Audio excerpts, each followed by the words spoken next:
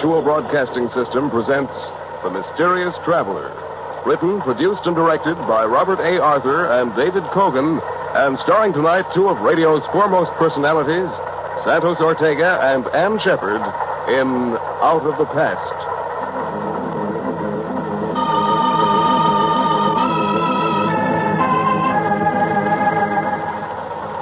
This is the Mysterious Traveler, inviting you to join me on another journey into the realm of the strange and the terrifying. I hope you will enjoy the trip, that it will thrill you a little and chill you a little. So settle back, get a good grip on your nerves, and be comfortable, if you can, as you hear Out of the Past.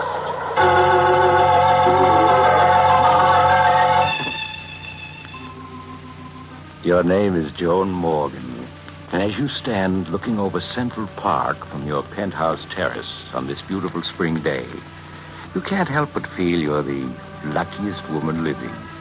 You're young, attractive, fairly wealthy, and happily married to a Broadway actor. Yes, Joan, there's little more you could ask for. The doorbell rings. You run to the door to greet your husband, Keith, who is home from his matinee performance. Hello, beautiful. How's my one and only? Hello, darling. Oh, Keith, no wonder every actress wants to have you for her leading man. Nonsense. I'll have you know the only person I kiss like that is my wife. Better say that. How was the matinee today? Fine. I got 7 curtain calls. Oh, here's the afternoon mail. I picked it up at the desk. Anything for me? I haven't looked it over, dear. Oh, yes, here's one for me. 3 others for you, dear. Let's see. This one's a bill from the hotel management. Darling, we're living beyond our means. Oh, Keith, you're not going to start that again, are you? Well, we have over $500,000. I've told you a dozen times I won't touch that money. It's yours, not mine. Darling, it isn't a question of it being yours or mine. It's ours. Joan, I made it clear to you when we got married that we'd have to live on the money I earn. Then what'll I do with my money if you won't allow me to spend it? Well, someday we'll have 6 children. You can save it for that. All right, darling. I wonder who my letter can be from. You rip open the envelope, Joan, as Keith looks at the rest of his mail. For a moment you feel as if your heart has stopped. Then it begins to beat wildly. Over and over you read the 2 sentences. A friend from Europe expects you tomorrow afternoon at 2 o'clock at the Hotel Edgewood. Please bring $25,000 in cash, or else I shall be forced to take action. John Benedict. Joan, what is it? What's wrong, darling? What did you say? You look so upset. Is it that letter you're reading? Letter? No. No. Well, then, if it isn't the letter, what is it? It's nothing, darling, nothing at all. It's just that I have a headache. Oh, I'm sorry. Can I get you something? No, Keith, no, I'll be all right. All I need is a little rest.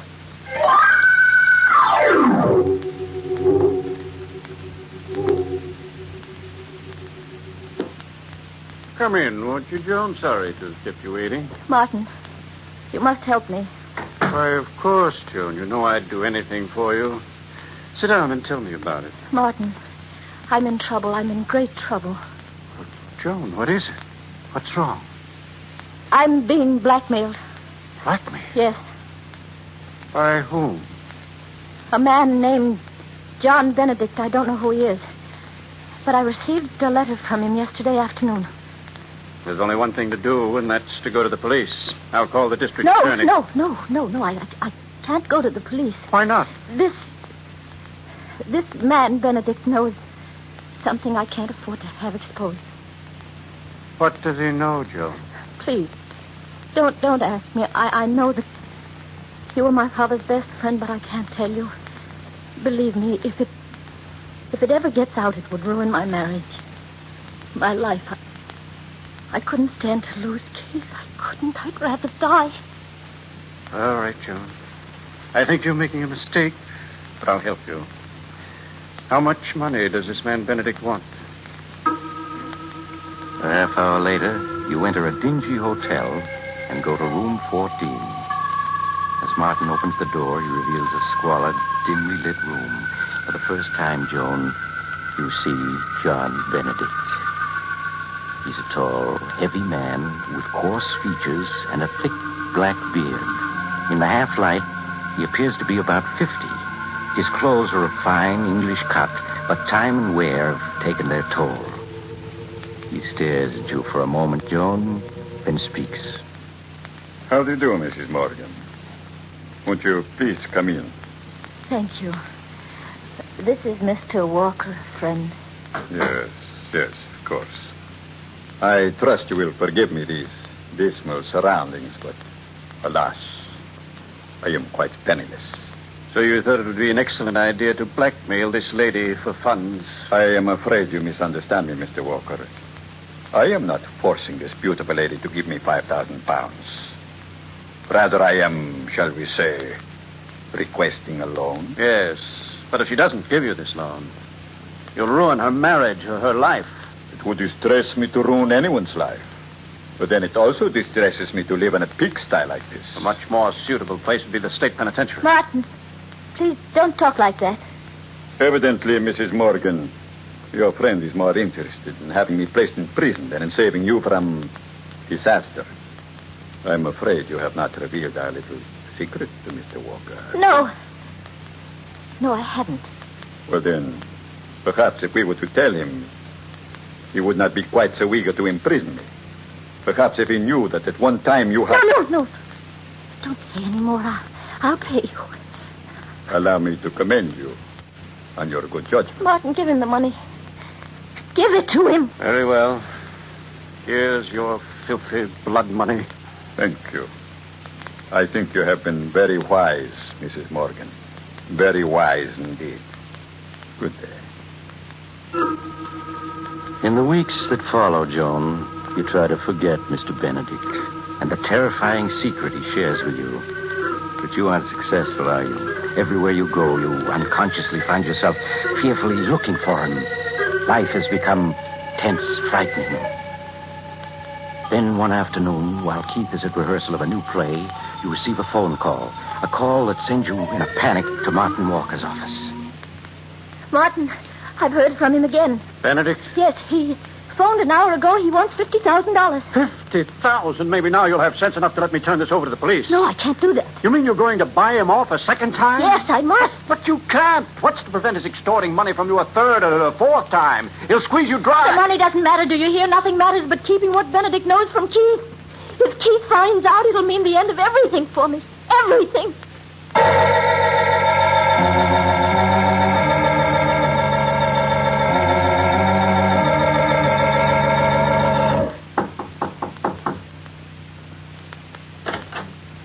Good afternoon, Mrs. Morgan. Oh, I see you brought Mr. Walker. And I was counting on a pleasant afternoon. May I take your coat? No. Benedict, what do you mean by asking for $50,000? We paid you $25,000. That was supposed to keep your mouth shut. Well, it has, up to now. But as you can see by this suite of rooms, Mr. Walker, it takes money to live lavishly. Therefore, I shall need more. Well, you shan't have it. We paid you off once. We're not paying you off again. There's a limit to what anyone will pay. Yes, quite true, Mr. Walker. But the limit has not been reached. As yet. You swine. If I had my way, I'd call the police and put you where you belong. Mrs. Morgan, I'm afraid you are allowing your friend to go too far. I have but to pick up this telephone, and your world will come crashing down about. No, don't do that. Don't do that. Don't. Martin, give him the money. But, Joan, give it to him. I can't stand this any longer. Very well. Here it is, Benedict. But I warn you, you'd better not try anything further. There is such a thing as pushing a person too far. I shall try to remember that, Mr. Walker. Thank you for your advice and the money. You're trembling with fear as you leave Benedict's luxurious suite, aren't you, Joan? And even when you reach your own apartment, the fear hasn't left you. Weeks pass, and life is a nightmare.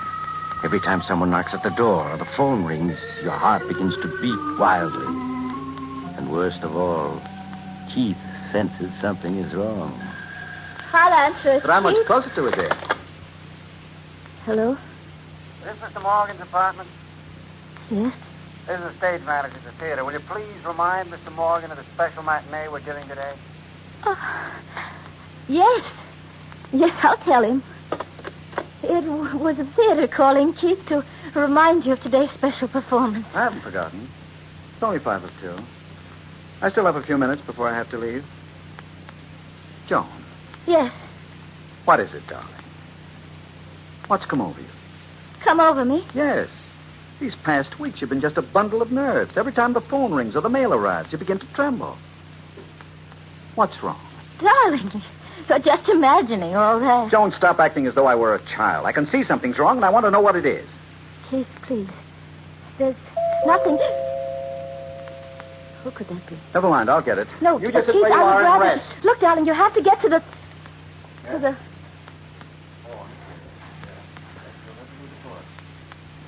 What's taking him so long? Why doesn't he come back? Keith? Who is it? Keith! Joan, what is it? Why did you scream like that? I didn't scream. Who was that at the door? Well, it was just a special delivery boy. He brought this special delivery for you. Special delivery? Yes, here. Thank you. Aren't you going to open it? After all, it is a special delivery. Yes. Of course. I never saw anyone so afraid of a letter. Who's it from? Joan, what's wrong? Nothing. Nothing. No. Don't tell me that. You look as though you were going to collapse. Now, give me that letter. No, I said, please, give Keith, it to me. no, please. Yeah, that's better. Perhaps this letter will tell me what's wrong. Why, it's only one sentence. I will phone you at 2. There isn't even a signature. Who wrote this note, Joan? I don't know. You must know, else why would you have grown so pale? I'll phone you at 2. It's almost 2 now. I'll wait for that call. Keith, please. You must have faith in me. All these weeks I've had faith, said nothing, hoping you'd tell me what was wrong. Now I must find out for myself. Well, right on time. It's just 2 o'clock. Please, don't answer. Take your phone. Take your hand off the phone, Please, Joan. Keith, no. I said won't take let your you hand off the answer it. phone. No. Hello? Hello? Hello?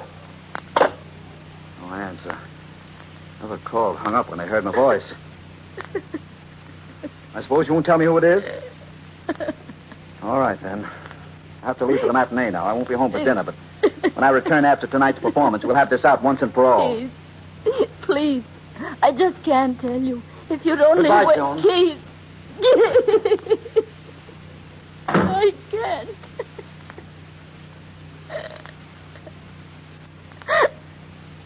Oh, darling. If only I could tell you. If only I could. But I know you wouldn't want me then. How could you? How could you if you knew?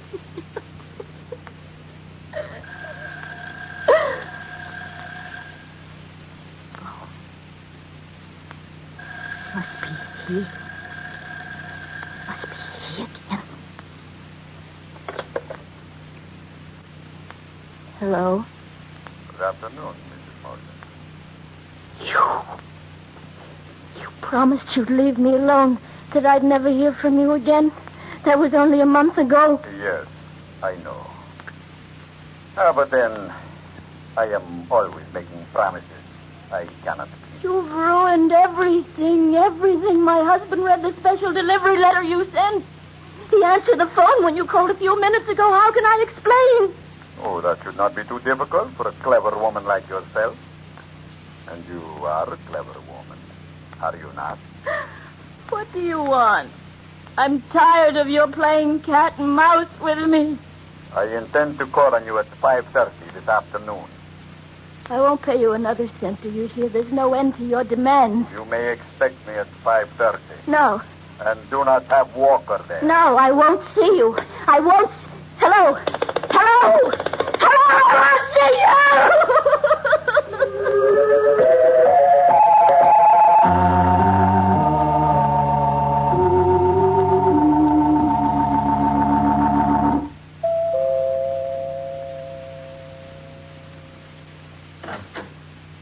Good afternoon, Mrs. Morgan.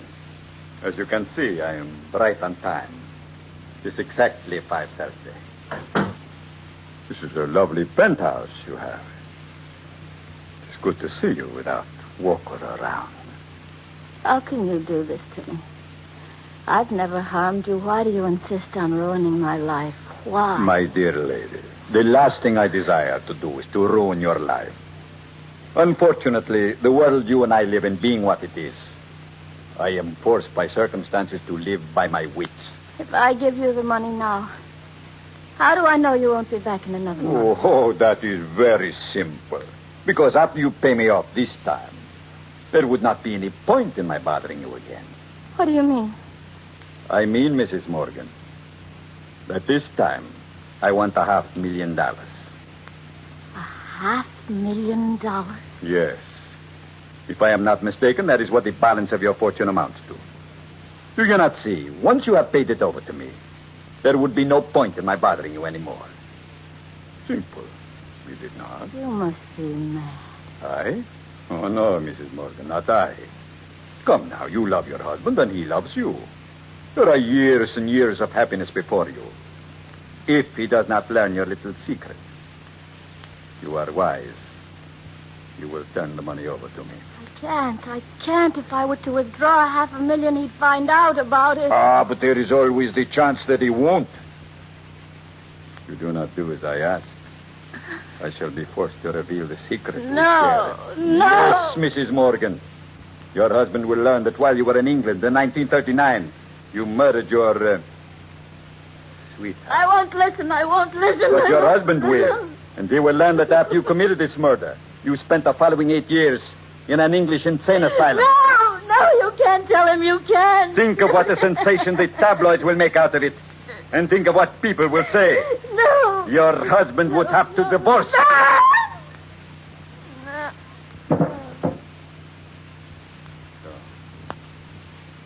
Fainted, have you? That is not going to help you, Mrs. Morgan.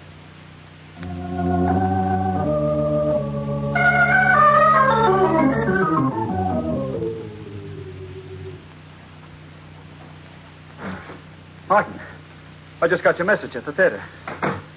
Where's Joan? What's wrong? She's in her bedroom with Dr. Richards. It seems that she... Here's Dr. Richards now. Doctor, what's wrong? Keith, you must prepare yourself for a shock. What's happened? Half hour ago, one of your neighbors on the floor heard Joan weeping and screaming hysterically. The manager knew I was your doctor and sent for me. But why was she weeping and screaming? She's had a breakdown. Breakdown? Yes. Well, I want to see her. I must. Very well, Keith, but only for a moment.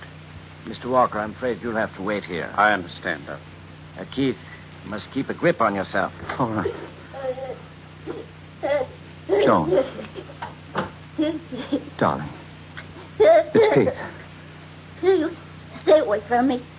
Stay away, both of you. Don't come near me. Doctor, she doesn't even recognize me. Yes, Keith, I know. I know who you are. You can't fool me. One of you is Mr. Benedict. Maybe both of you are Mr. Benedict. Yes. I know what you're here for, but I won't let you. I won't let you. She's completely out of her mind. I Yes, know yes, yes. you're both Mr. Benedict. You can't fool me. Who is this Benedict she keeps talking I about? don't know, Keith. She feels she's being persecuted by this Benedict fellow. He may be real, and again, he may be a figment of her imagination. She's deathly afraid of her. Yes, she sees everyone as this fellow Benedict. I tried to give her a sedative, but she grows violent when I approach. Well, can't you do something for her? I've already sent for an ambulance. She'd be much better off in a hospital where she can have constant medical care. Come along, Keith. How is she, Doctor? Well, it may be a long time before she recovers. I'm going down to the lobby and wait for the ambulance. I suggest you two stay here. Keep an eye on her. I've left the door to her room open. All right, Doctor. Shouldn't be more than a few minutes.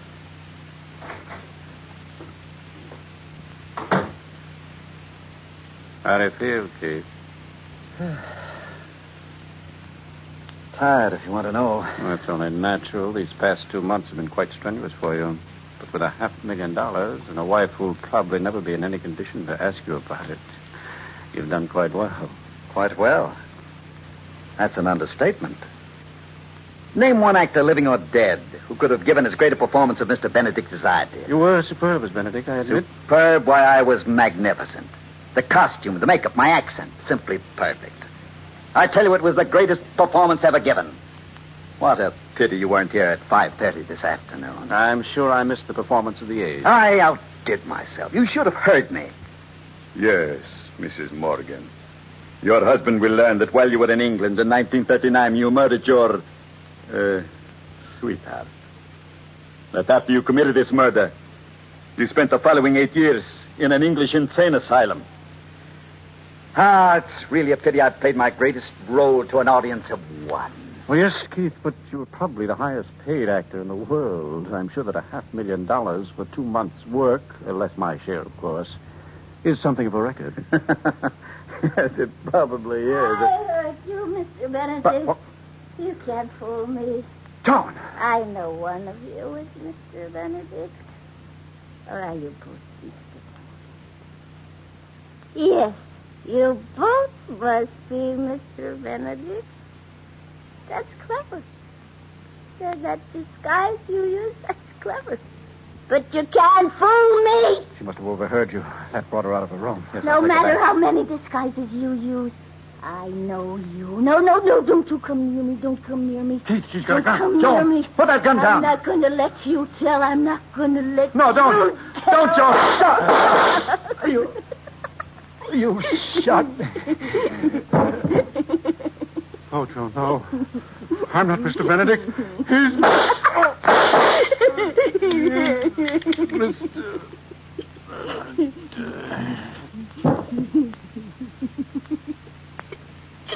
You'll never tell Keith now. Never, never, never.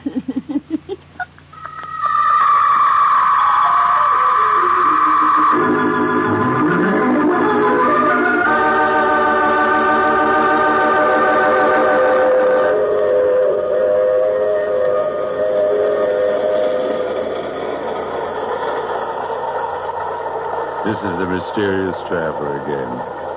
Did you enjoy our trip? Too bad about poor Keith and Martin. Such interesting scoundrels. That fellow Keith was certainly a remarkable actor, wasn't he? But, like so many actors, he overplayed his role. With fatal results. What happened to Joan Morgan? Well, the poor woman was committed to an institution, where after several years of treatment, she recovered completely. However, she still has a deathly fear of actors. Oh, you'll have to get off here. I'm sorry. But I'm sure we'll meet again. I take this same train every week at the same time.